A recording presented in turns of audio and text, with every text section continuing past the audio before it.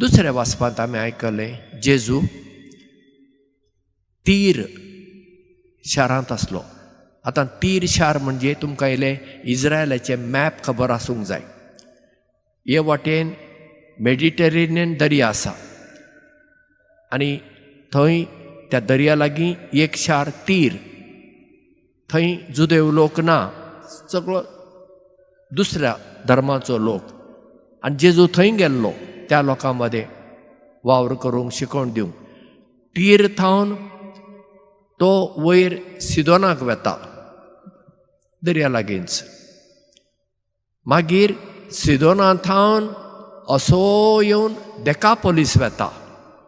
डेकापोलीस परत्यान जुदेवांचो गांव न्हय, व्हडलो वाठार. डेकापोलीस म्हणजे 10 शार म्हणलो अर्थ. आनी थंय थावन तो मागीर गालिलेयाक येता. आतां गालिलेयाचो वाठार सगळो जुदेवांचो. आनी थंय तो जेन्ना आयलो, लांब प्रवास, जेजू थकलोलो आसतलो, इतलो लांब प्रवास, चलून प्रवास तो सगळो. ताका एका भेऱ्या आनी मोन्याक हाडटात. त्या काळाचें चिंतप कितें, दर एक पिडा देंवचारा कडल्यान येता. तांणी सांगलें हाच्या वयलो देंवचार काड, कित्याक तो भुरगो उलयना आनी ताका आयकूंक येना. जेजू कितें करता, ताका मातशें कुशीन व्हरता. हरशें जेजू तशें करिना. ताका हात लायता, नाल्यार सांगता तूं बरो जा, आनी ती बरीं जातात. पूण हे फावटी त्या मनशाक जेजू मातसो कुशीन व्हरता. कित्याक भेरो आनी मोनो आसल्याक दिश्टी पडटा, पूण ताका आयकूंक येना आनी उलोवंक जायना. दुसऱ्यांक उजेर ताका लज जावपाचें नाका म्हूण जेजू कुशीन व्हरता ताका.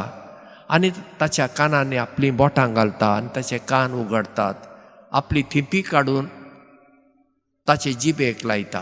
कित्याक गाय, त्या वेळार जेजूच्या काळार ही थिंपी आसा, चड करून एका बऱ्या मनशाची थिंपी दुसऱ्यांक लायली जाल्यार ताका गूण मेळटा, ताजी पिडा बरी जाता, अशें एक चिंतप आसलें.